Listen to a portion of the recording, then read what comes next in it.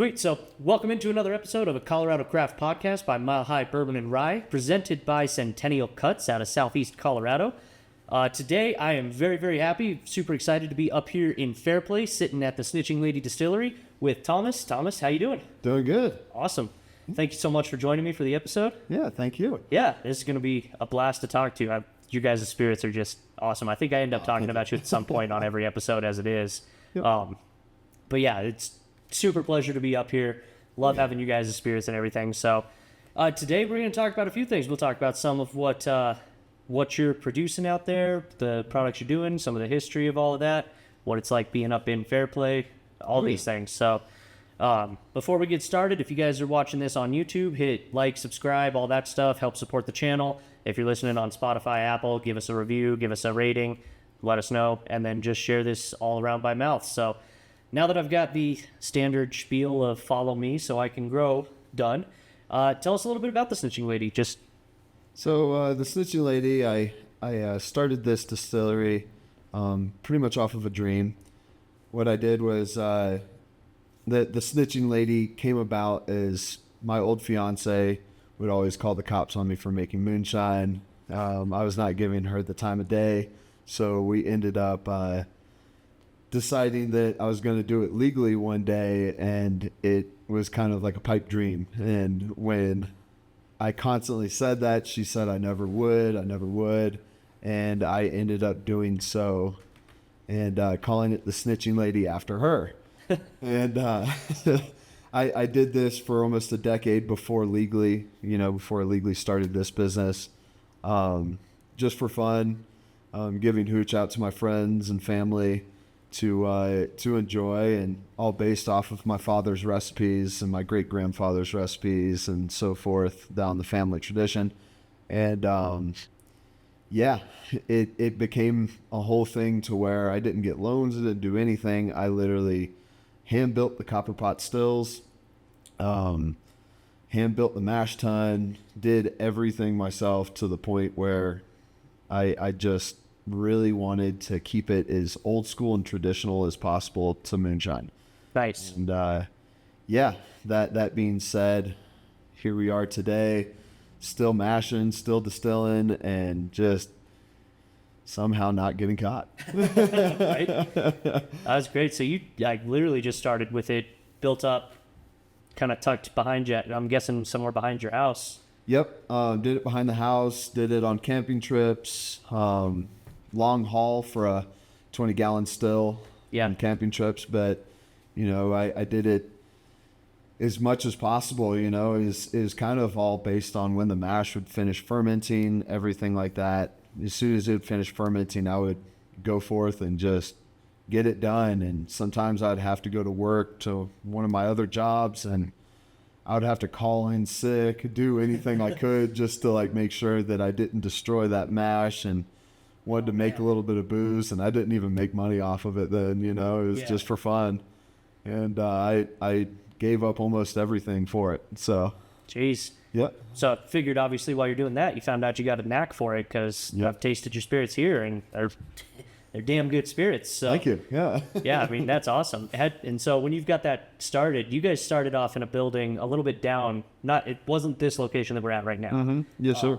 So just kind of, your growth and moving into this building, which I'll put in a couple of shots of sort of this space, and we'll talk about that in a minute. But talk about how you, starting it off legally. How'd you go from just doing it in the backyard and giving it out to people to, hey, now I'm selling this and making an actual job? So how I really started was, I was not good with trying to figure out licensing and all that. A really good friend of mine, she ended up helping me along, and she's actually my accountant nowadays for this distillery, but she helped me along with licensing and everything. And also Lenny from Deerhammer Distillery helped me along as well with trying to figure out what licensing to get first, how to go about it, and everything. Okay. And I can't thank both of them enough, for everything they've done for me, and they still do for me. And that being said, it started from the backyard to almost 2 years of trying to get licensing, trying to save up money through 3 different jobs, to get the licensing, to find a place to rent, to see if this was even going to be possible, you know? And at this point, you know, during that time, it was a shot in the dark. I was gambling big time because I didn't know if this was going to be practical. I'm putting all my money that I had, all my time into it. And it somehow came together almost like clockwork. It was just perfect puzzle pieces aligning.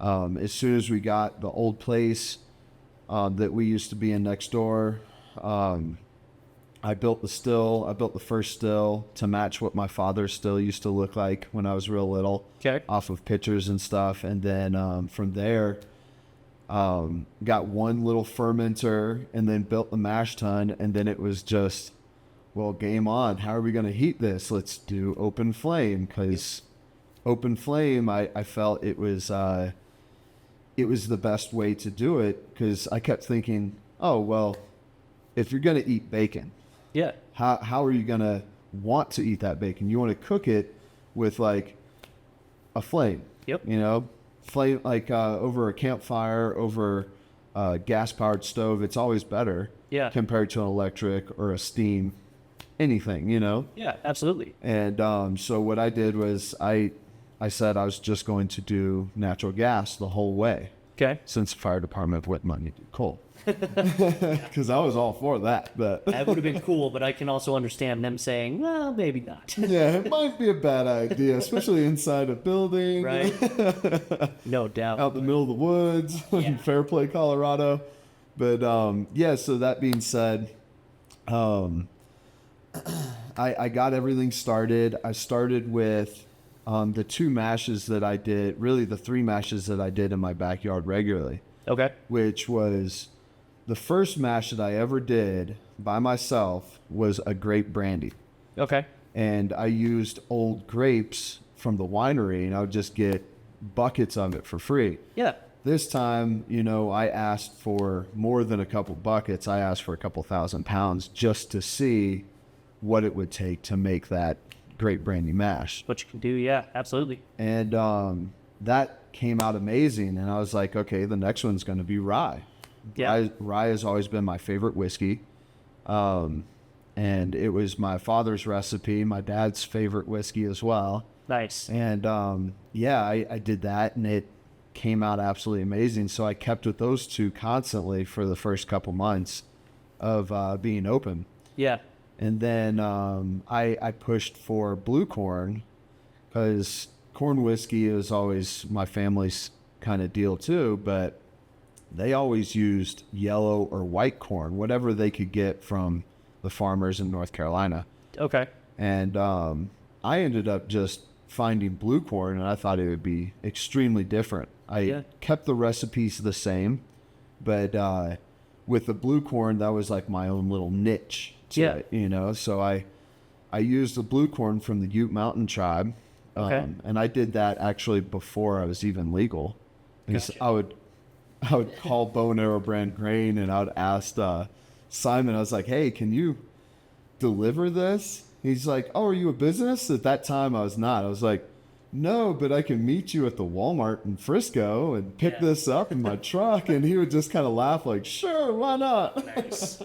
So I just picked up a couple 100 pounds at a time, used only about 50 at the time, you know, when it was illegal. But now I'm using all the way to 2 pallets of blue corn almost every month. Whew. And I keep those guys happy. I keep Mark Arnish Farms with my rye, my barley, my wheat, and all that. Extremely happy as well, because I'm constantly ordering from them. Yeah. And it's grown so much, you know, like the first year exceeded my business plan by almost triple. That's gotta feel good. Oh, it felt amazing. I was like, oh, well, maybe this is a good idea. Yeah. You know? So I ended up looking at the place next door, which that's where we're in right now. Sitting right now, yep. Yeah, and it was almost 3,000, a little bit over 3,000 square feet actually, and I was stoked. I was like, this place is huge. I mean, now it's like I'm trying to produce as much as possible, and it couldn't be big enough, but Yep. I'll keep it the same amount constantly now. Yeah. You know? And that being said, I looked at this place and I was like, there's no way I could afford it, everything. I ended up talking to the owner that was trying to sell it for years, almost 8 years. Yeah. And he's like, there's a lot of work that needs to be done with this building. But if you're really into it, he's like, don't get a loan, pay me, and we'll do like a program where like, what do they call that? Like a carry to pay the mortgage. Okay. Yeah. Kind of deal. So I pay him to pay the mortgage. Yep. Instead of getting like a loan or anything like that. It's almost like a rent to own type of situation. Exactly. Nice. And I'm already 5 years into it, almost paid off the building. Awesome. He's extremely nice. You know, I send him and his wife bottles all the time. Well, They're back in South Carolina now. Yeah. And yeah, and I've been slowly working on the building and just fixing the stills and constantly running the stills every day and making mashes every day and still trying to make stuff that my family's never made before, such as rum. Now we're working on rum, and Yeah. it's so fun. Like, I love working with molasses and cane sugar. So Man, so actually that's one that I really want to talk about too. And then I come back to the history of the building, but the rum, I haven't tried your aged yet, but I did have it, just the white rum when you first finished it. yes, sir. You guys had a cocktail that was here that summer when you let that loose too, just in the tasting room. And Yep. oh man, it was absolutely phenomenal. But, Oh yeah. like, Colorado is a weird place to make rum. I It feel is. like a lot of Colorado rums are just because you go in expecting what you get out of, like, from the Caribbean and everything. So Oh, yeah. I know yours, I think, has kind of that same element to it, but you're importing the molasses right from the Caribbean, right? Yes, sir. All the way from Jamaica. Nice. Yeah, so it's like it's the one batch of spirit that I actually make that isn't from Colorado. Yeah. And you know, I hate to say that, but unfortunately Colorado they don't grow sugar cane. So I was gonna say, I don't think I've ever heard of Colorado sugarcane. So no, we grow a lot of sugar beets, but no sugar cane. And that's when it comes to everything else. I use 100% Colorado, ingredients, but with the rum, it's really hit me lately. It's definitely a niche market. yeah. But that being said, the Colorado rum that I started doing was it was just such a great idea for me, because I kept going to the beach and everything. I was like, oh man, I just want to make rum. I love rum. Yeah. Why can't we do that? And people in Colorado don't really want to drink rum that much. It's not as big here, no. Yeah, and it's as well with brandy.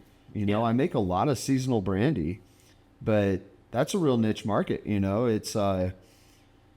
It's people that love whiskey normally don't like brandy as much, and the only difference is it's fermented fruit. Yeah. Then it's distilled. It's an absolute pleasure to be able to drink and enjoy brandy and rum in this kind of state. But same time, whiskey has always been my number one. Yeah. So, and I always keep it that way. Right? Yeah, absolutely. Because you guys, like you were talking about, that blue corn, your blue corn bourbon is, I absolutely have enjoyed the heck out of that one. Yep. And I think you're definitely right, because blue corn's not what people are thinking necessarily. Because when you think corn, you're just thinking corn. Like, everybody's got the same idea. Exactly. Obviously, there's some differences in the different types of corn, and I think that flavor comes through well in that blue corn bourbon. So. Oh yeah. But the rum, I was absolutely blown away. I'm gonna have to try some of the aged rum before I leave here. Oh yeah, definitely. Oh, I'll send you home with the bottle. sounds great. Yeah. No, we'll definitely try that, because that sounds exciting. We're gosh, if you caught a glimpse of Bobina walking around Distillery Dog, she's joining us kind of, but now she's excited by traffic outside. But yeah, so rum, I know, like I said, it's kind of a weird one, but I think importing it directly. Do you find anything kind of funky about trying to age it, or does it seem to age pretty well? It ages amazing. Does it? The one thing that I really like about the age process with it is so when it comes out of the still, it's mainly molasses and a little bit of, cane sugar, but cane sugar's Yeah. that it's turned into molasses. But like, I use cane sugar and molasses, And mainly this molasses base, after distilling it 2 times, it comes out so sweet, it still tastes like the molasses. Okay. But it has no sugar content left when it comes out of the still. Right. It's actually right at 160 proof when it comes right out of the still. It's strong as could be. Yeah. And I barrel it at 130 proof. Okay. Just to kind of tone it down a little bit. Yeah. So you still got a high proof rum. Yeah. But the aging process, it's absolutely amazing because I'll put it in this barrel and try it out. So far, we did the first batch last year. Yep. I pulled a little bit out with the Thief just this spring here. Okay. And it still had that really like nice molasses taste, but at the same time, it got this real dark hue to it right off the bat, and just has a beautiful, like, it tastes almost like kind of like shipwrecked wood would smell. Okay. It's like, this is amazing. Picture that smell. For yeah, sure. like it's something right out of the Pirates of the Caribbean or something. That's you know? classy.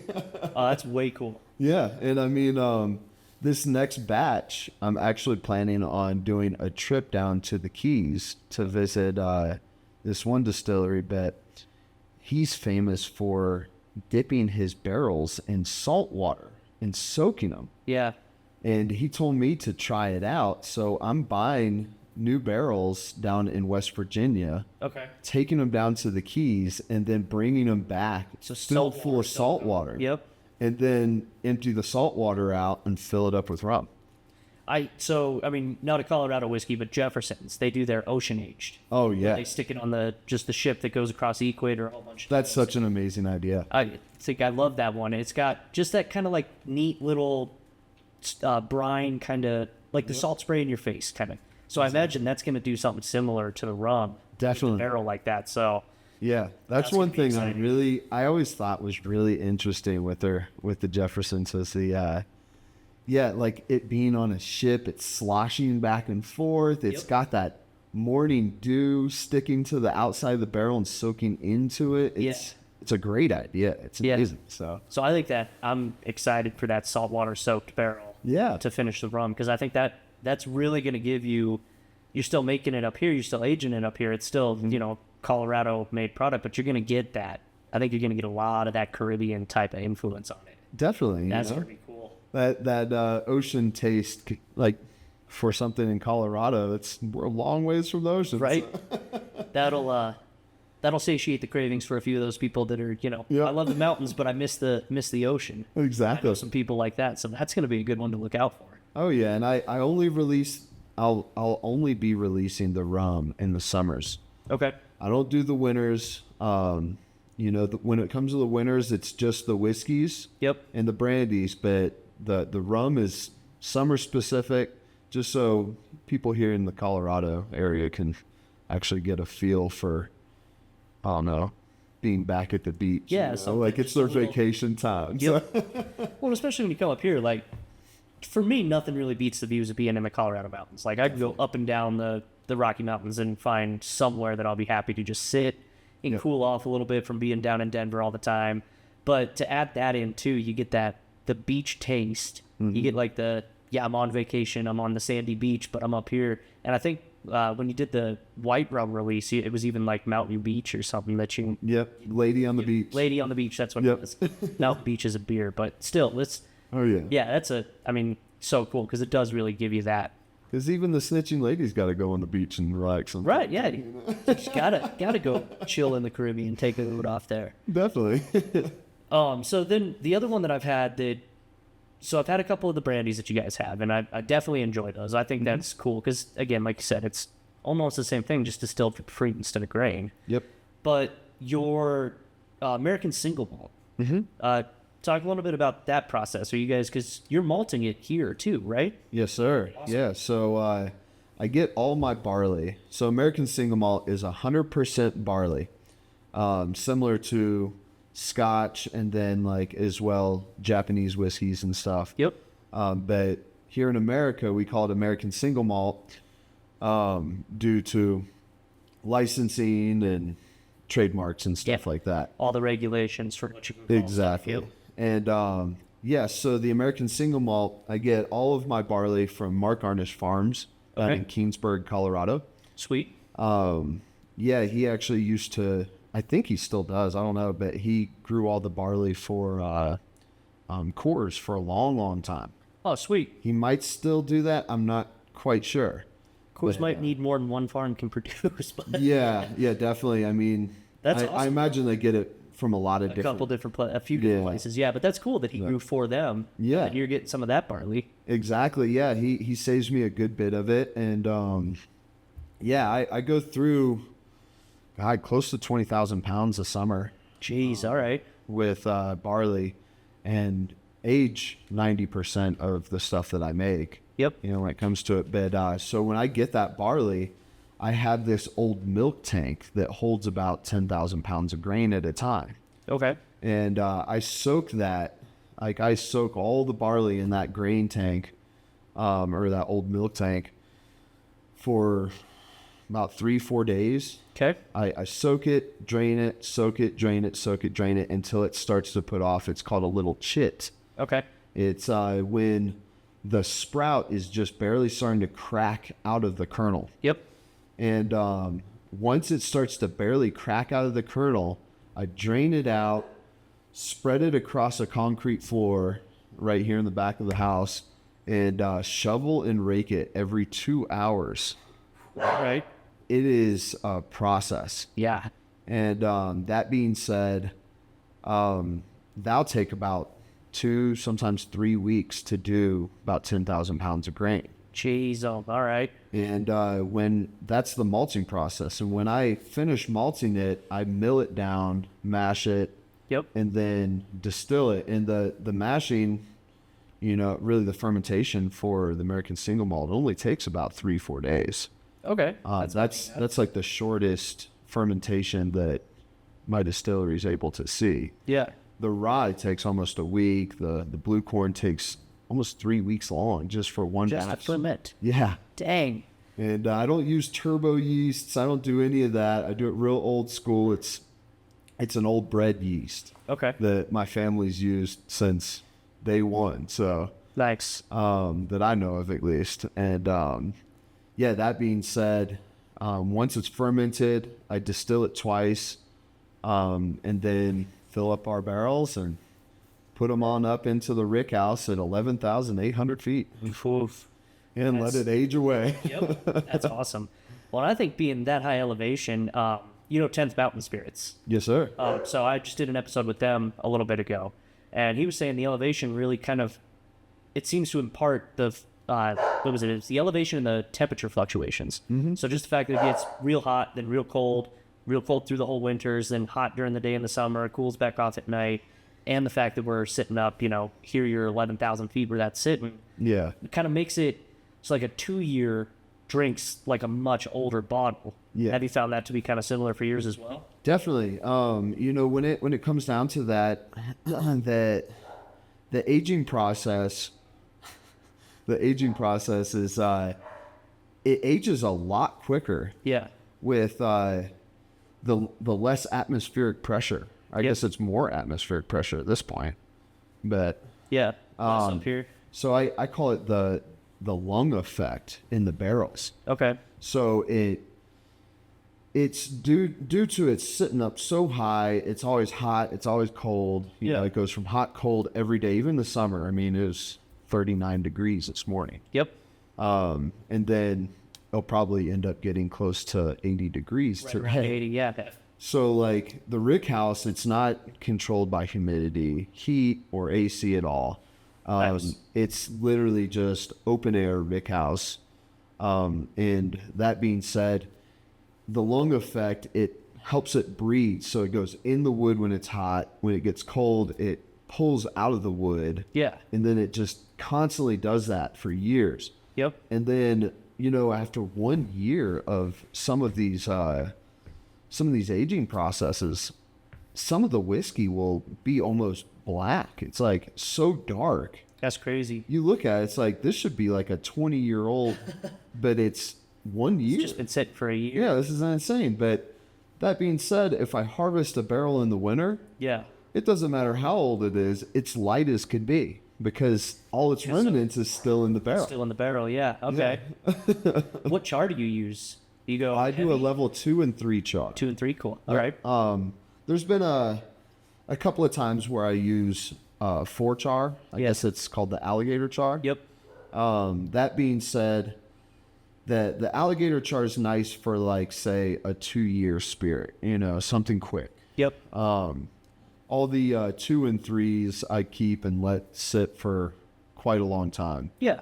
Some of the bourbons, or really all the bourbons that I do, I'll put it in a brand new level 2 char barrel, and then I'll take it out after about a year and put it in a used barrel and use that barrel, that old bourbon barrel, for something like the rye or nice. anything else. Yep.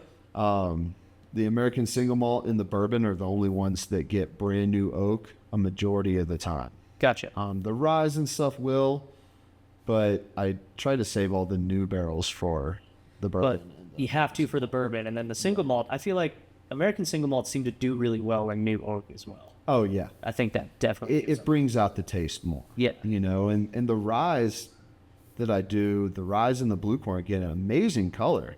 Yep. With new barrels with the old barrels, and the new barrels, when I put them in new barrels, it's like it almost gets too much flavor. Like, yeah, it's almost overbearing. Some people are like, "Wow, that's too like so much oak, rich so much in oak," you know. Like, so I use just the used barrel with the bourbon.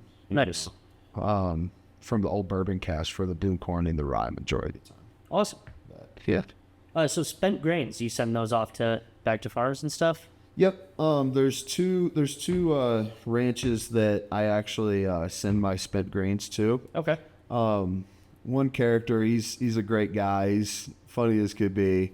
Him and his family raise a bunch of pigs just down the way from here. Okay. And they get a majority of my grain. Awesome. He's got like 30 plus pigs that are like over 900 pounds. It's hilarious. Those are big hogs, man. The big old, they're German Swabian hogs, the same hogs that I used to raise. Okay. But they're super friendly pigs, and they awesome. love it.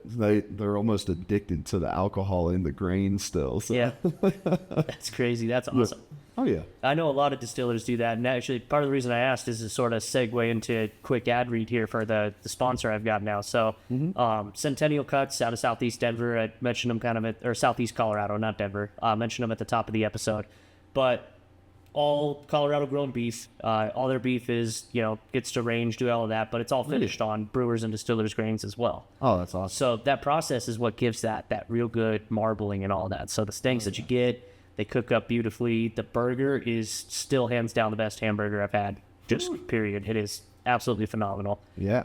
So they've got burgers, they've got steaks, they've got bundles you can do that'll give you different cuts of meat and burger, 50 pound, 75 pound, all the way up to like a 250 pound bundle. They do beef jerky, they do all beef hot dogs. They've got basically everything that you can be looking for beef wise. They've pretty much got it. That's amazing. They'll ship it right to your door, too. So order online, centennialcuts.com. Use promo code MHBR, Mile High Bourbon Rye, and get 10% off your first order, whatever you get site-wide. So stock up on some beef, save yourself 10%, get it shipped right to your door. Might pick up, I think some of the orders you might go pick up if you want.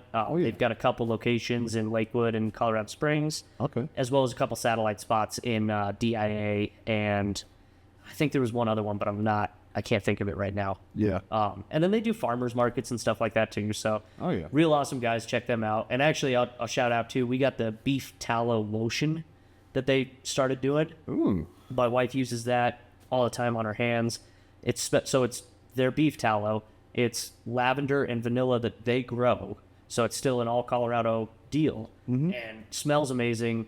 Hydrates her hands. She also says her nails are harder than they've ever been. Like, made her nails just super healthy. Oh, I imagine. So, great product there. So, check them out. Huge thank you to Centennial Cuts for sponsoring us. CentennialCuts.com, promo code MHBR. Buy yourself some stuff, get it shipped right to your door, and enjoy some of the best burger, best steaks, great hot dogs, excellent beef jerky, all that stuff. So, check them out. Thank you again to Centennial Cuts. jumping back into here, you guys moved into this building, you said 4 or 5 years ago? 5 years ago now. 5 years ago. Yeah, time flies, man. Right? No, it's crazy. I was thinking of a couple of things the other day. I'm like, oh yeah, I went and did that. Oh yeah, like 7 years ago. That seems like it wasn't that long. But Right? but this used to be a bank, right? Because you guys have got the vault kind of in the back, and I'll do a quick like kind of video through here, and we'll pop that in so people watching on YouTube can get a good look at just the awesome bar top, the stools that you made, all this stuff. But like, how is it? You guys kept the safe in here. Oh, had to keep the safe in the original vault. Yep. Yeah, it's the original vault from the early 1900s. They changed it out because it was a bank in the mid 1800s as well. Okay. This was like a gold processing bank. Okay. So like they took all the old, or not old, but they took all the gold. Yeah. And processed it or sent it off to the processors and like made blocks out of it and stuff wherever. Serious? Somewhere Okay. in Denver. And then, yeah, they exchanged it for cash and stuff for all the miners up here. Yeah. But yeah, I actually was able to get into one of the safes that was left here that Okay. no one could open for like 70, 80 years, something like that. You got to have found something cool in there, right? Oh man, I found so many. It was like 1910, 1920 coins. No kidding. It was so cool to see that. And there was like a couple of old notes and then like these old skeleton keys for the bank that I have no idea what goes to, but like, yeah, it's these vaults and safes are absolutely beautiful. If you ever get to come out here, I suggest letting us give you a tour for this whole place. You know, it's an awesome place. It's got a lot of history, and you know, who knows what's actually happened here at this bank, you know? Well, that's what I'm thinking too. Like, it's got to feel cool because, like you just said, who knows what's happened here? I'm sure even as you're just working sometimes, I'd have to just sort of pause and be like, man, there's so much history just Yep. naturally in this place now. Oh, yeah. So, that I mean, that's wicked cool. Like I said, we'll get the quick video and I can cut that in and let people kind of see as we're talking about it here. Definitely. But what Thomas said, like, hey, come up and check it out just because tasting bar's awesome, whiskey's awesome, so you want to sit here and have a drink, but he'll show you around too. Take him up on that because this building is way cool. And then, if I'm not mistaken, your stools, these are all done by you guys, or did you purchase these? Yes, sir. They're all done by me. So what I did was all of the stools, they were old trees, old bristlecone pine trees that were actually in my backyard. I cut them up and like sliced real thin slices on it, welded the steel bars, and then mounted it to the floor and everything and made a solid...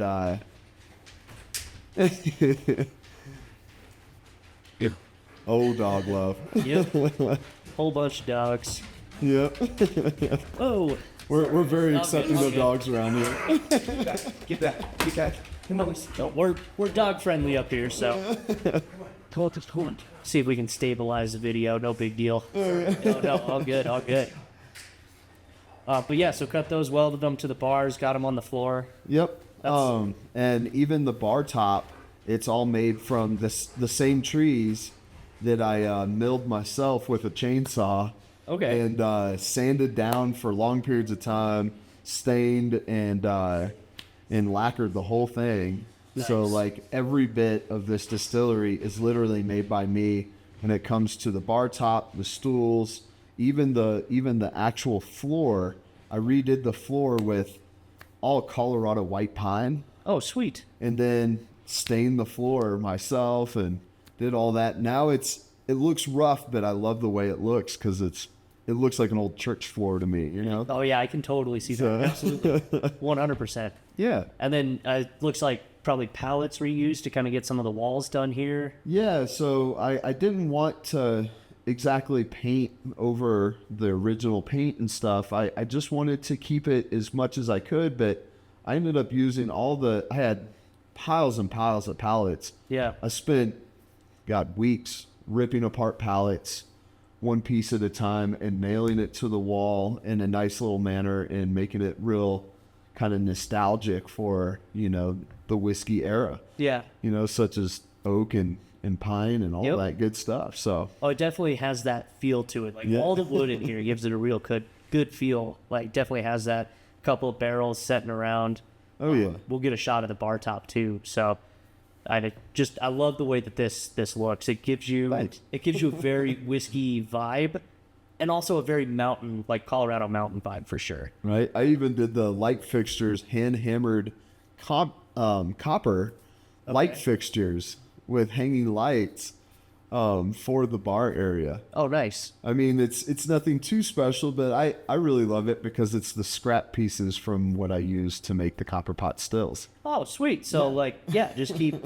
I mean, that keeps in with it being like truly yours too. Exactly. I mean, that's cool to just have the idea that you had this basically just a passion, right? You just enjoyed doing it, and you were able to literally from scratch build the whole place up. Exactly. I mean, that's wicked cool, Dan. Oh man, it's more than a passion. It's actually everything that I've built from my heart, into this place. That's what I want to be able to pass on to my kids one day. Is like this building, all the barrels of whiskey that I made. It's all my passion of love. Yeah. And then they'll be able to open barrels that are way past my lifespan. Like, yep, Dad made this. That's a cool legacy to leave behind, too. Right? That's an awesome thought. Because it's not about the money; it's about the love. Yep. So. Well, and you can feel that with all the. So tell me something about, because you guys do kind of a rotating cocktails. Like, yes, sir. You're constantly rotating those. Like, to me, I can tell that like love and passion in the cocktails, because those are all. I mean, they're always a great cocktail. I haven't had anything up here I haven't enjoyed. So, thanks. What goes into creating your like cocktail menu? How do you come up with the new ones? How does it rotate? So we all kind of have like little meetings and stuff about like what cocktails we're gonna do, what whiskey we want to do, if we want to use an aged whiskey or a clear whiskey that just came out of the still. Yeah. We do both, the clear and the aged. But when it comes to it, it's all seasonal. So like, peaches came out today, Yep. Everybody's selling peaches on the side of the road from Palisade and Hotchkiss. Like, well, we're going to do a peach cocktail. Like, it's apple season. We're going to do an apple cocktail, So we do everything real seasonal. And you're buying it still from Colorado. I mean, yeah. I just, for a quick sec, because I really love the just top to bottom Colorado. Oh, man. Called it a Colorado Craft podcast because that's really what I want to focus on. And I love that you are seriously wow, thanks. Yeah.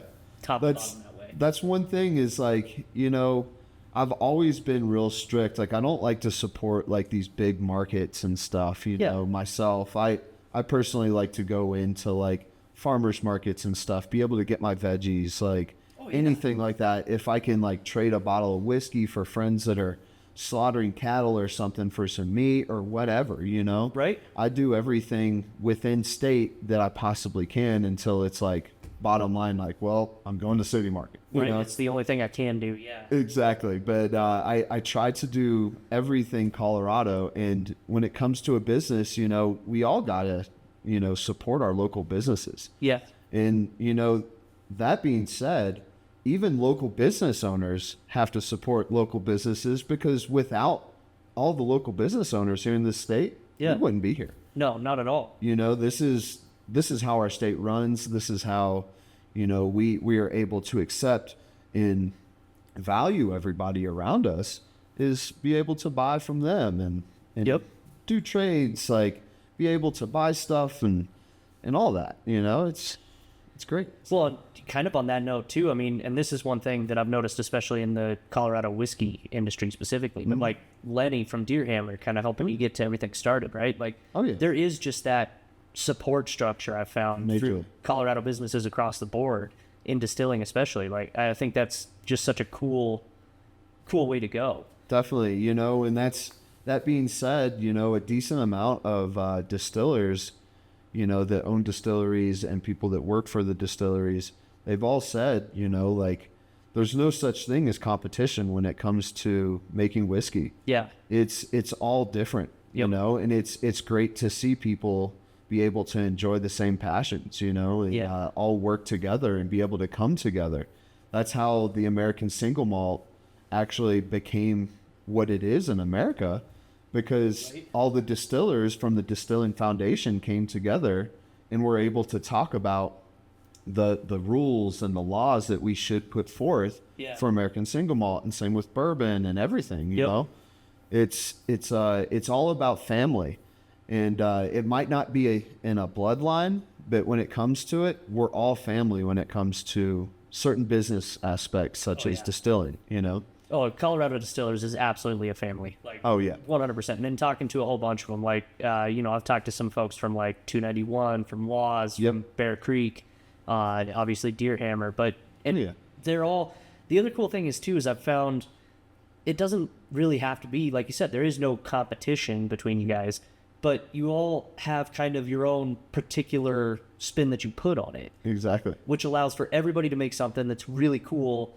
And you're not competing, because then the other guy's like, man, that was a cool idea, and then they can build something just a little different off of it, make something else that's kind of its own spin, its own flavor. Everybody's got their own way of doing something, you know. Yep. And that's something we all gotta put forth and see and respect, because it's so cool to see just a different aspect of the same whiskey. You know, oh, this is aged in this kind of barrel. This is made this way compared to this. It's like, this is awesome. Like. There's so many different aspects of one type of whiskey. I love it. Yeah. Like, we can really enjoy everything because we can put it all together and none of it will taste anywhere near the same. No, not. You know? Yeah, they'll all come out different. That's actually single barrels are one of my favorites for that too, because you can have the same mash, same distillation, like everything, put it into two barrels that are both charred the same, from the same area. Yep. Put them up next to each other, even in a rick house. Oh, yeah. And they could taste completely different. Completely different, you know? And so, it's awesome. Yeah. I love it. So I kind of branched us off on a tangent there, but with the cocktails, what's your favorite seasonal creation? Like, choose one for, since we're in summer and then fall's coming up soonish. Like, what's your favorite summer? What's your favorite fall kind of that you've done so far? My favorite summer cocktail, when it comes to the fruitier of the cocktails, it's the peach sweetwater is what I call it. It's seasonal Palisade peach, smashed peaches with a simple syrup, a little bit of lemon, balsamic vinegar, and basil leaf. Ooh, all right. And it is incredible. It's one of my favorites by far. Okay. You know, and since we've been doing the rum, we also, one of my other favorites that's real fruity and tasty is the, we call it the manchito, but it's pretty much a pina colada. Okay. So. Nice. Yeah. Oh, that's a blast. Oh, it's great. And then, you know, the classic winter drink that I've always enjoyed that I really got started with this distillery is our old fashioned. We call it our Parson Brown. Yep. Smoke the glass, you know, it gives you that warm feeling on the inside because it's a real whiskey strong drink and it's got a very minimal amount of simple syrup. So it's not super sweet. It's not even really all that sweet. It's more whiskey strong, whiskey forward kind of a drink. Yeah. With a nice garnish of a a freeze-dried orange. So. Yep. Yeah. Well, one thing that you guys do that I think is really cool, and I've seen it at a couple of other places, but this was the first place I saw it. I love the little stamp you heat up and pop into the big ice cube. I mean, it's a cool, it's not a huge touch. It's not like a huge thing for that, but I think that just adds such a neat little addition to it. It's like, definitely, it's just one of those small detail attention things that are. Oh yeah, and that was one thing is I really like that idea, you know, because a lot of fancy restaurants and stuff will sometimes do that. You know, they'll put their logo on the ice cube and stuff. Yep. And while we're smoking our glass, we like to flip the glass back over, spin the big ice cube. We use these big ice cubes in the glass with the smoke kind of swirling around the ice cube so it sticks to the ice cube. And then we heat up with a torch a brass stamp of our logo and then stamp it right on the top. And then to top it off, we actually put just the smallest amount, like it's like 2 drops of cherry juice. Okay. On the logo that we stamped on the ice cube. Gives it that color. So it turns like the logo red. Yep. And like really stands out in the ice cube so you can see it. It doesn't really change the flavor of the whiskey too much. It's just one of those like very small attention to detail type of notes. Exactly. You know, and if anything, you know, if it does have any bit of flavor, it kind of helps with the flavor of the old fashioned. I was going to say that cherry flavor is going to go with an old fashioned. Oh, exactly. Absolutely. Yep. I'll have to get a video of the old fashioned you make, because the Parson Brown is definitely a go-to up here. I'm a big fan of old fashions, but I love the smoked glass, and watching you guys flip it, do all of that. I mean, it's a really cool process. Yeah. It's fun to see, you know. It really is. Yep. And I've seen a lot more places recently doing more like the smoked old fashioned and everything. But if you get good wood chips for it, it makes all the difference in the world. It truly does. Well, actually, and I do this. I do smoked salts, which you can buy on milehighbourbon.com/shop. Oh man, they're amazing. But the smoked salts, like, you can get some that you buy online, and you can tell they're made with like something like a liquid smoke, or they're made like, much different process. Doing them small amounts at a time, doing them up, making sure you use just the best wood that you can find to smoke with it.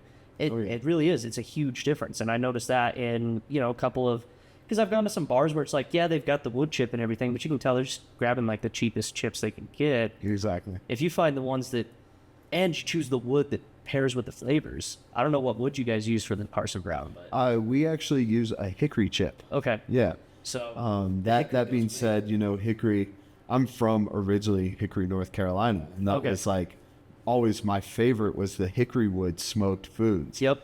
So I was like, well, I gotta use hickory, and I tried mesquite and all this, but hickory was like, I was like, this is perfect. No, that goes great with it. So yeah. Well, that's cool too. I love that it's a kind of tie into you as well. It's just more your personal touch on the whole operation too. Right. Yeah, that's wicked, man. That's way cool. Well, yeah.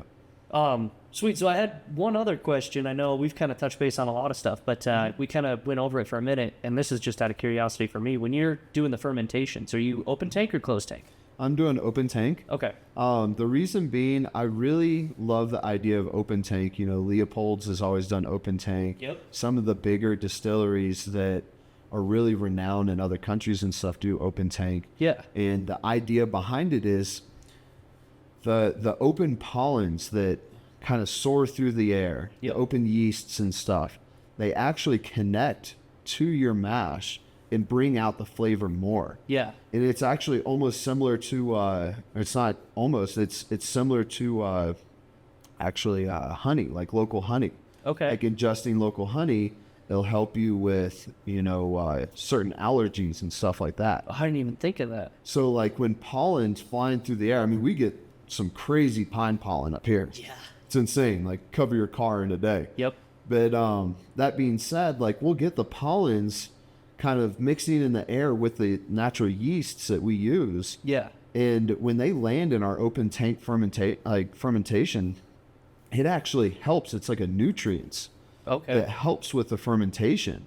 And you can see it during the winter, you don't see it as much, but the summer, it's like everything just booms. You're like, oh my God, it's like creating these crazy curls that are like a foot high of foam. You're like, this is beautiful. And then the winter, it's like a slow ferment. You're like, it's the curls, but it's only a couple inches. And in the summer, it's like, whoa, this is insane. Crazy. But it really brings out, I think, flavor and I think some good healing properties in a sense as well. Yeah. Well, I've heard a lot of times, if your allergies are bad, get honey that's from the area you're in. Exactly. Because then that'll help your body kind of attach to it. Exactly. I wonder if that sticks through the distillation process, because... I've always wondered that too, but I like to think it will. Yeah, I'm going to go ahead and say it does. And that way, we can always say, well, I'm not drinking whiskey, just drink whiskey. I'm trying to help my allergies. I think that's perfect for me. Yep. Let's make every excuse in the book for it. Hey, we'll go. We'll do it. No, that's awesome. And I like the open tank fermentation. I understand, like closing it off because you want, if you've put a lot of effort into doing what you want to do, you don't want other stuff potentially changing it. Yep. But I do. I think the open tank kind of gives it just that ability to really pick up more of where you are too. It gives you more of that, this is what Fairplay is. Yep. And so that's pretty cool. Yeah.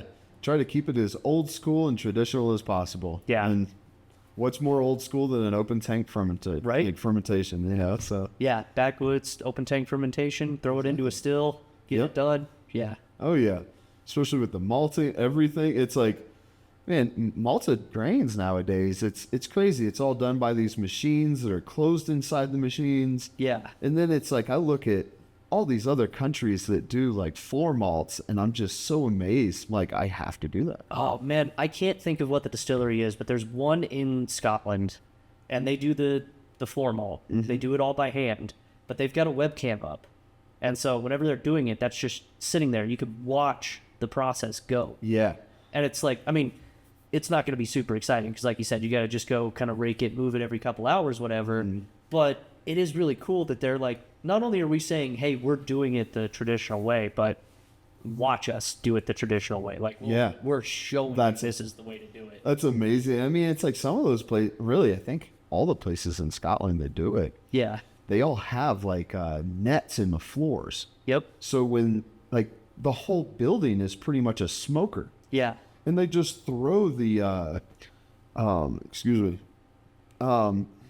the peat right in. Yep.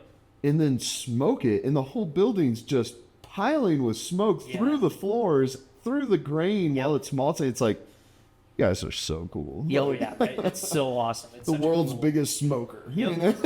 Oh, that'd be cool to see that process happening like in person. Can you imagine the smell too? Like, I love peat smoke. I love peat smoke, and that's actually one of the batches of American Single Malt. I haven't done more than one yet.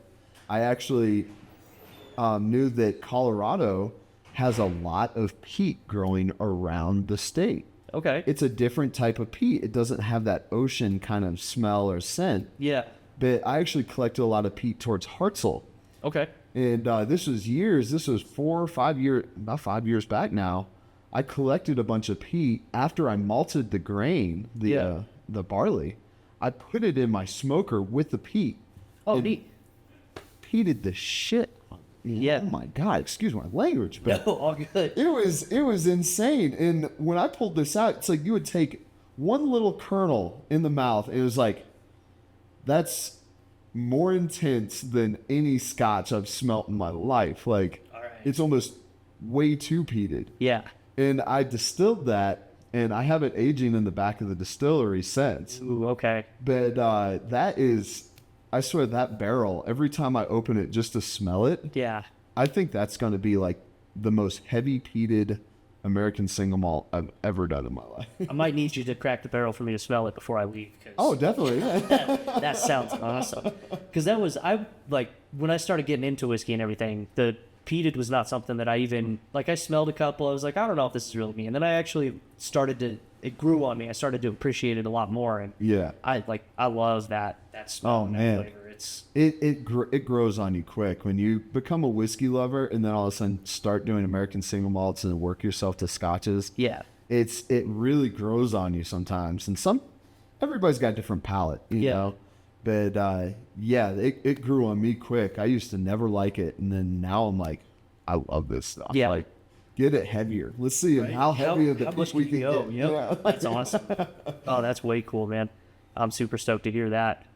Well, sweet. I appreciate you. We're coming an hour-ish on the episode now, which is about what we run, so I don't want to take up too much of your time. I know you guys are opening up here relatively soon. Oh, yeah. So we'll make sure we get this kind of wrapped up a bit. Favorite spot in Fairplay to just go hang out? Like, if you were to get a bottle, get a glass, and you could choose a spot right around here, where would you tell somebody to go sit to sip your whiskey and enjoy the view? Oh, man. Right outside on our deck, you get a good view of Mount Sherman where I store the barrels. And it's absolutely beautiful out here. You get the blue skies, you get the lake right below us, and then, you know, the view of 3 different 14,000-foot mountains. It's incredible. So it's worth every bit. So there you go. Not only is it, you know, phenomenal whiskey, great place to be up here, but you got the best view of the mountains right in front too, which also makes it real easy to grab yourself another whiskey as soon as you finish the first one. Oh. For allergies. For allergies. Yep. For your health. Exactly. Awesome, man. Well, tell people where they can find you online. If there's, like, I think you guys have maybe a social media.